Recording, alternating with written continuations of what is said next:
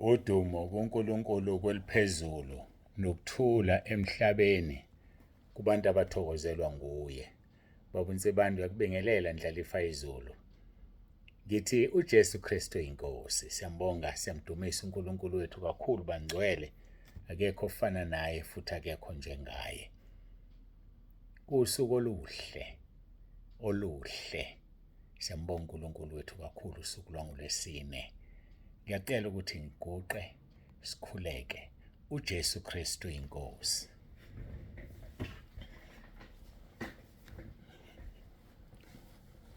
Babe egameni likaJesu ophilayo, uNkulunkulu wethu nomusa, sisondela kuwe ngaso lesi sikhathi. Siyabonga Nkosi uthando sithande ngalo. Siyakubonga kakhulu uNkulunkulu wethu nomusa.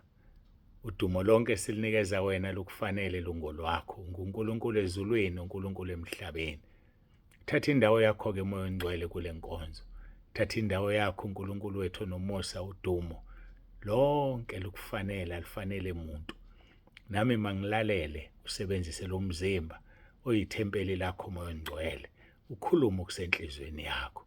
Siyabonga kakhulu ngalezi inkonzo ziyazivuselela. Babusise bonke abalalele. uJesu Kristu inkosi. Amen.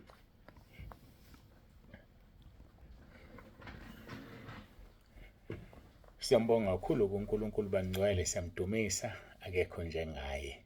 Hayike asiqhubeke nenkonzo yethu. Inkonzo esibhekene nayo intshumayelo yasentabeni. Babusisiwe uMathewu loyo chapter 5 verse 8. Matthew chapter 5 verse 8. Sengenza iphutha nje elikhulu bengasavulile. Ngivulela ngizoqhubeka khona kuMathewu 25. Ulumgogodla leli verse kufanele silifunde zonke insuku. Mathewu chapter 5 verse 8. Babusisiwe abanenhliziyo ehlanzekileyo ngokuba baya kumbona uNkulunkulu. Babusisiwe abanenhliziyo ehlanzekileyo ngokuba baya kumbona uNkulunkulu. Siyambonga kakhulu. Sikhuluma-ke ngokupha abampofu ngoba kuyawuhlambulula umphefumulo. Iso lesizathu esidala sihlale kangaka kwabampofu ngokuba kuyawuhlambulula umphefumulo. Uma-ke sibuka uLuka chapter 11 verse 39 kuya 41 lithi izwi lenkosi. Yayisithi inkosi kuye, manje-ke nina baFarisi nihlambulule ngaphandle lenkezo nesitsha, kepha ingaphakathi lenu ligcwele ukuphanga nokubi. Verse 40, ziwula. Yena owalenza ingaphandle akalenzanga nengaphakathi na? Verse 41, kepha yiphani okungaphakathi kube yisiphiwo sabampofu. Bhekani-ke kobe kuhlambulukile konke kini. Uma upha ngenhliziyo upha abampofu, konke kuyobe kuhlambulukile kini. Siyambonga uNkulunkulu wethu kakhulu. Sikhuluma-ke ngenkonzo yokuphana. Sibhekile laphaya kuMathewu 25 ukwahlulela kwendodana yomuntu. Kuthiwa uzobamisa abanye ngakwesokhohlo, abanye bamise ngakwesokunene.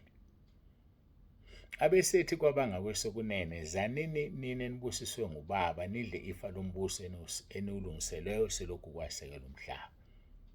Sifundile ukuthi useyachaza-ke emva kwalokho athi ngokuba ngangilambile nangipha ukudla, ngangomile nangiphuzisa, ngangingumfokazi nangingenisa, ngihambaze nangimbathisa, ngangigula nangihamba, ngangisedolongweni neza kimi. Kuthiwa bayabuza abalungileyo, wawukuphi Nkosi na?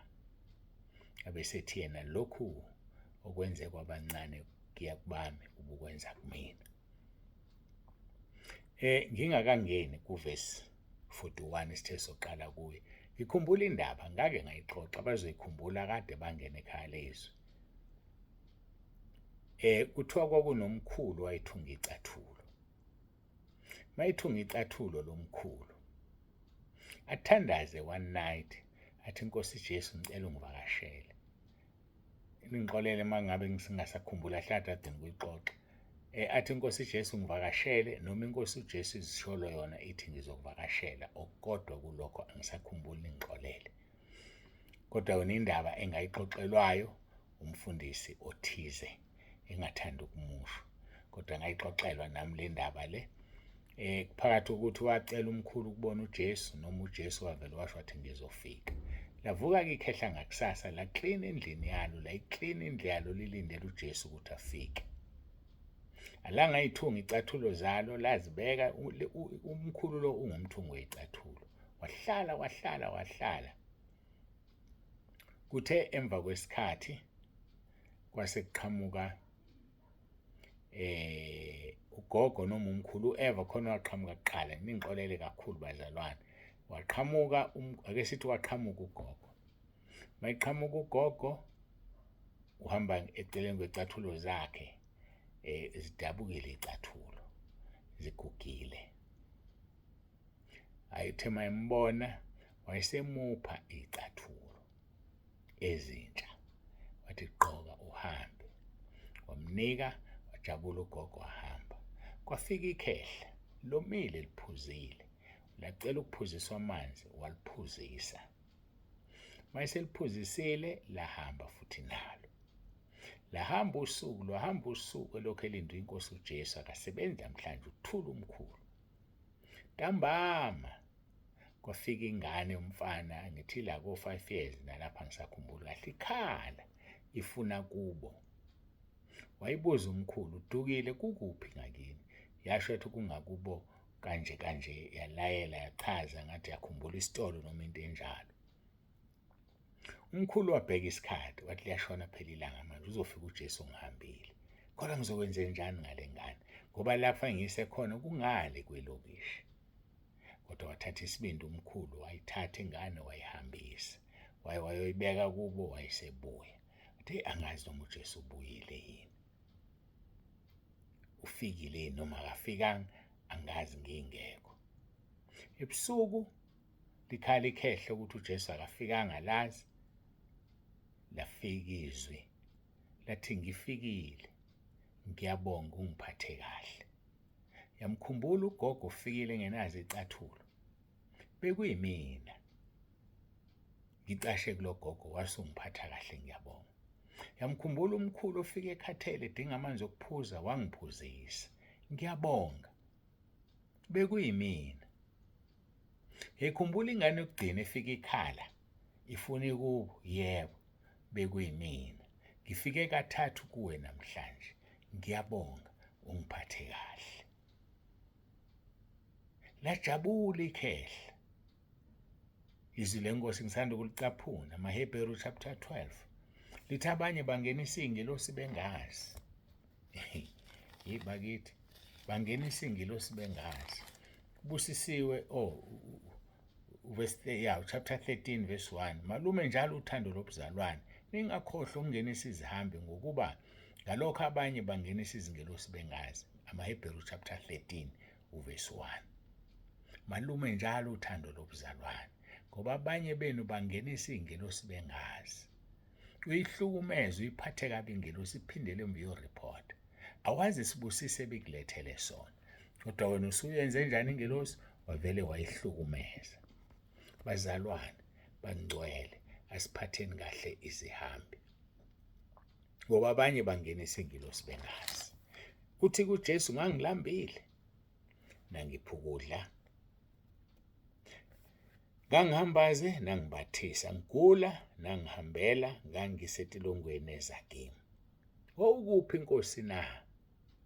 Athi, lokhu ngiqinisile ngithi kini, njengokuba nikwenzile komunye walaba bafowethu abancane, nikwenzile kimi. Into oyenzayo kuthiwe-ke makuxoxa uzenzela wena. Mina-ke ngiyalishintsha lelo gama, into oyenzayo uzenzeli wena, wenzela uJesu. Noma imbi noma inhle, wenzela uJesu, uzombona ngosuku lokugcina. Asifunde uverse 41. Khona-ke iyakuthi kwabangakwesokhohlo, left, dedani kimi nina baqalekisiweyo, niye emlilweni ophakade olungisela uSathane ney'ngelosi zakhe. Dedani kimi nina baqalekisiweyo. Khona into ufuna siyiphawuleke la, akekho umuntu ozalwe eqalekisiwe. Akekho umuntu ozalwe eqalekisiwe. Umuntu ozilethela isiqalekiso. Uma ufunda amaHubo 1 verse 1, Ubusisiwe umuntu ongahambi ngey'luleko zabantu. Busisiwe umuntu ongemi endleleni yezoni. Busisiwe umuntu ongahlali enkundleni yabaklolodayo. Meaning, uqalekisiwe umuntu ohamba ngeziluleko zabangakholwa. Uzilandela yena isiqalekiso. Ubani okululekayo? Ubani oyi-father figure kuwe? Mhlawumbe abokwashona, mhlawumbe umazi noma ukhuliswanga uyena. Kodwa ubani obukela kuye? Ubani okutshela iyalo? Uzilandela isiqalekiso uma lo muntu engakholwa. Lithi uqale ubusisiwe ongema endleleni yezoni. Uzilandela isiqalekiso uma uma endleleni. Iyiphi indlela yezoni?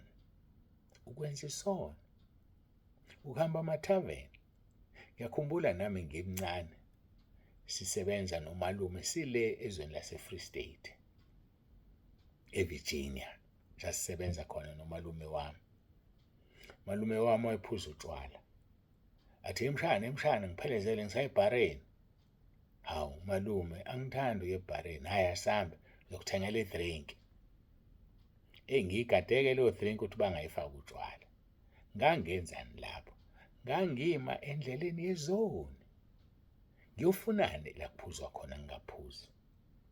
Uyayibona leyo nto? Uyofunani la kubhengwa khona wena ungabhengi? Uyofunani emaphathini okwezwe? Yebo, i-birthday party yamakhelwane, but bayakholwa yini? Bamema abantu abakholwayo yini? Ayithi wena uyakholwa. Uzozithola usushelwa ungumzalwane ngoba usendaweni wrong. So mathuba usisiwe ongahlala enkundleni yabaklolodayo, futhi uqalekisiwe ohlala khona. Uzilandela isiqalekiso ukuthi mina ngilungelwa yilutho nje, ngiyakhuleka kulungi. Yindaba kungalungi. Uhlala enkundleni yabaklolodayo uyaziqalekisa. Uhlala endleleni yezoni, you are cursing yourself. Abantu bayilandela nje isiqalekiso siyihlalele lapha kude. Ufunani lapho? Ufunani ngempela? Mhlawumbe ungowesilisa uhambe ephathini ethize. Mhlawumbe bakuplanele vele abakumemile ukuthi bafuna ukukuyisa ngentombi. Kuvele kuqhamuke enhle. Ifike ikushaye ngokhisi, ikushaye ngesinqanda, kuvuka imizwa. Uthi uqala uthi hayi mina ngisindise kanjani. Hayi sikushayile intombazane ngo-deep kiss. Ithunyiwe izokulinga. Ufunani enkundleni yabaklolodayo na? Ufunani endleleni yezoni? Ngiyakubuza ngempela, ufunani lapho? Ufunani? Mhlawumbe kuvele bekhona umuntu uzofika kwathi ukuxoxisa nixabana kudabule ngempama. Kanti uthunyiwe ukuthi hamba umuyise wena. Kuvele kuvuka ulaka, nilwe, phaphamisa ulwelo ukuthi umzalwane. Ubuyaphi? Ulanda isiqalekiso nje. Qalekisiwe umuntu ohamba ngeziluleko zabantu. Qalekisiwe umuntu ohlala endleleni yezoni. Qalekisiwe umuntu osenkundleni yabaklolodayo. Bese kugcineni mangithi ulanda isiqalekiso, Jeremiah 17 verse 5, uqalekisiwe umuntu othemba kubantu. Uthembelana abantu. Mhlawumbe uthemba umkhwenyana wakho, uthemba isoka lakho, uthemba intombi yakho, noma uthemba unkosikazi wakho. Lithi iBhayibheli isono. Qalekisiwe umuntu othemba umuntu. Ayenze inyama ibe ingalo yakhe. Ukwenza inyama ibe ingalo ukusebenzisa umuntu ukuthi wenza izinto ngaye, udle ngaye. Mhlawumbe laphana kunomuntu omaziyo lapha kwamasipala, ufuna khona usizo olufunayo, usuyamsebenzisa, usebenzisa inyama ibe ingalo. Angithi ingalo isiza isandla sikwazi ukwenza izinto. Ngeke uzifunze uma isandla sizohlala ehlombe. Kodwa kunengalo egobayo iye epleyitini, ufike ikhe ngesipuni igobe ingalo ilethe ukudla kuphi emlonyeni. So lithi uqalekisiwe umuntu owenza inyama ibe ingalo. Kusho ukuthi ingalo eyokwenza ukuthi ukwazi ukwenza izinto. So umuntu osebenzisa abantu, umuntu osebenzisa olayini. Hayi nginolayini mina endaweni ethile, ngizokucelela ingane yakhe ithole umsebenzi. Isono leso uyaziqalekisa, qalekisiwe umuntu othemba kubantu nowenza inyama ibe ingalo yakhe. Angazi noma uyangizwa yini. So-ke abantu siyabathanda, bathande ungabathembi. Ngoba uma uthemba umuntu uzilandela isiqalekiso, mthande. Lithi iBhayibheli, thanda umakhelwane wakho njengoba uzithanda wena. Thanda bonke abantu. Angikhulumi ngothando lwenkanuko, angikhulumi ngothando lobufebe, angikhulumi ngothando lobusoka, ngikhuluma ngothando lukaKristu. Thanda umakhelwane wakho njengoba uzithanda wena. So asibathandeni abantu esakhe nabezweni, kodwa singabethembi, ngoba lithi izwi lenkosi uqalekise umuntu othemba kumuntu. So thina kufanele sithembe uNkulunkulu. Jeremiah 17:7, ubusisiwe umuntu othemba lakhe linguJehova. Ubusisiwe umuntu othemba uJehova nothemba lakhe linguJehova. Lubani wena lakhe ithemba? Yikho wakhala kangaka emngcwabeni kushone lo washonayo, wayeyithemba lakho. Wazilandela isiqalekiso-ke ngalelo langa. Yeke ukwenza umuntu abe yithemba lakho. Angisho ukuthi ungakhali emngcwabeni, kodwa musukhalela ukuthi kuhambe ithemba lakho. Khalela ukuthi kuhlukane inyama nomphefumulo, kuhlukane wena naye, kodwa hayi ukuthi ukhalela ukuthi kuhambe ithemba lakho. Ngithemba iyezwakala le ndaba. So-ke uthi-ke angisayile kuvesi 41. Bakithi. Isimanga-ke lesi. Sengilokhu ngichaza lezi zinto. Alright. Angimfunde nje. Khona iyakuthi kwangabe sokhohlo. Dedani kimi. Yabo bengimqala ngikhuluma ngokuqalekisa. Dedani kimi nina eniqalekisiwe. Bengichaza lokhu akekho umuntu ozalwe eqalekisiwe. Umuntu uzilandela yena isiqalekiso. Ayangiphinde futhi. Akekho umuntu ozalwa eqalekisiwe. Uzilandela wena isiqalekiso. Sengizishilo izinto ezimbili. Ukuthemba umuntu, ulanda isiqalekiso. Ukuhlala uMahubo 1:1 elibala izinto ezintathu, ungahambi ngeluleko zomuntu. Ungahlali endleleni yezoni. Ungahlali enkundleni yabakolodayo. Ungemi endleleni yezoni. Yayizwa-ke leyo nto? Iziqalekiso ozilandela wena zona. Zisuse ngento eyodwa, vuma izono zakho. Bhukha. Mina ngilinde wena ukuthi ubhukhe ngikunika usuku. Anginibriefeke nginitshele nazi ugcwele u-2030. Ugcwele u-2030.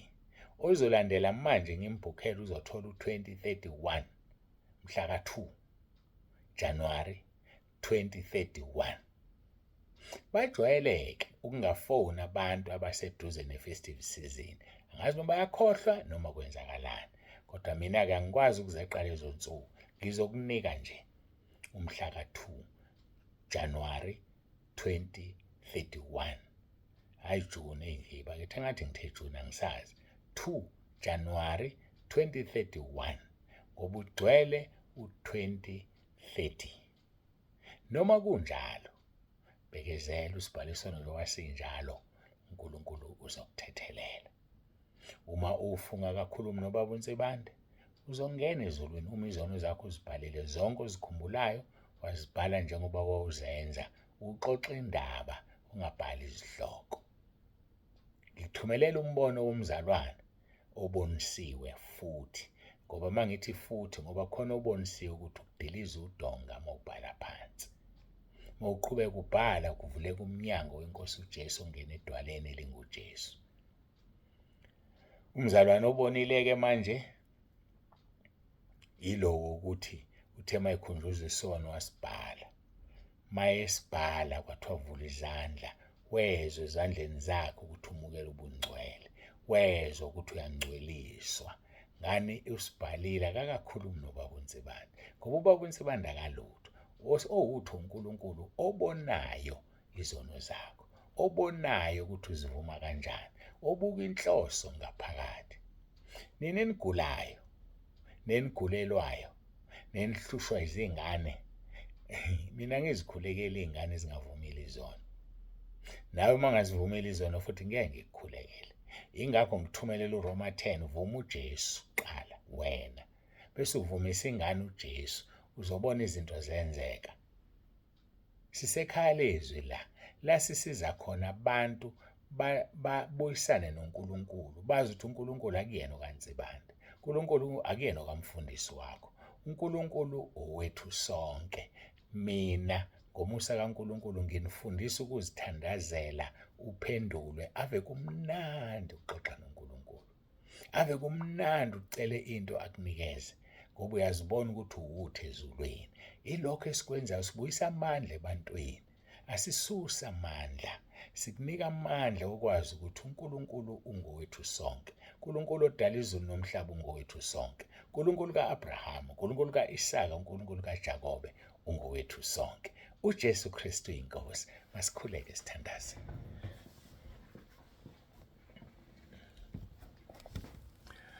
Baba olungileyo, Baba ongcwele, uNkulunkulu wethu nomusa, siyabonga nangawo lo mzuzu, siyabonga kakhulu konke osenzele khona. Siyabonga ngenkonzo, siyabonga ngesesikuzwile sakufunda. Basizeke abantwana bakho. Sisamthinte kancane uverse 41, sakhuluma ngokuthi uthe abadeda baqalekisiwe. Akekho umuntu ozalwe eqalekisiwe, kodwa umuntu uziqalekisa yena. Siyabonga Nkosi ukusambulela leyo mfihlakalo. Basizeke abantwana bakho bayilungise indaba yabo nawe kuze bangene ezulwini. Siyakubonga uNkulunkulu onomusa, uJesu Kristu uyinkosi. uJesu Kristu uyinkosi. uJesu Kristu uyinkosi. Amen.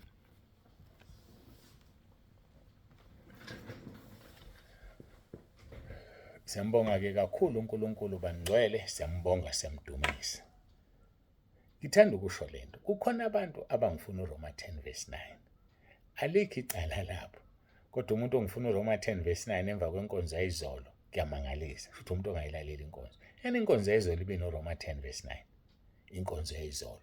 Manje yini uzongifuna uRoma 10 verse 9 wena unaye, ngaphandle kokuthi awuyilaleli inkonzo wena, awuyilaleli. And ngisho umuntu orong namanje, ngoba abayilalelayo abangifuni uRoma 10 verse 9, yilaba abangayilaleli bangifuna uRoma 10 verse 9, kodwa ukhona uRoma 10 verse 9 ngiwufakile izolo enkonzweni yayizolo. Bafowethu, hayi okaNkulunkulu phela lokhu. Uthi wena uma uthi wenza lokhu kanti uyazihlaza. Namanje ngiyagcizelela, umuntu osebenzisa le namba entsha okokuqala akabhala igama lakhe, isibongo, indawo ahlala kuyo, abhala idolobha lakhe. Khona kuzongisiza kungilekelele lokho. Ngiyacela, uma ungena nje okokuqala, ake senzeni kanjalo, sibambisaneni. uJesu Kristu inkosi, nibe nosuku oluhle. Ave nginithanda ngothando likaKristu. Baba uNzibande usiyavalelisa.